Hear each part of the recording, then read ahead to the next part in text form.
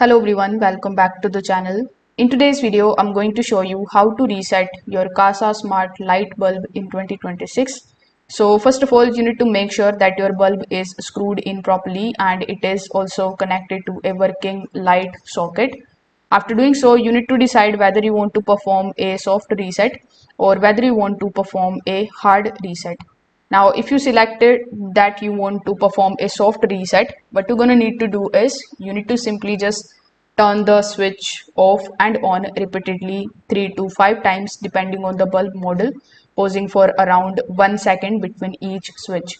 The bulb should blink 3 times when the reset is successful. Now, if you want to perform a hard reset, you just have to simply do the same thing. But for factory reset, you need to simply switch it on and off 5 to 10 times, again waiting roughly 1 second between each flip.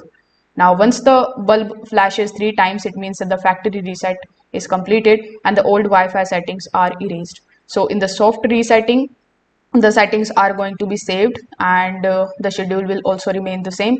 But if you do the factory reset, all of your settings and all of your schedules will be erased. So once this is done, you need to open the Kasa Smart application on your phone. Then you just have to simply add the smart light again. So if this video helped you out, make sure that you like this video and subscribe to the channel. Thanks for watching.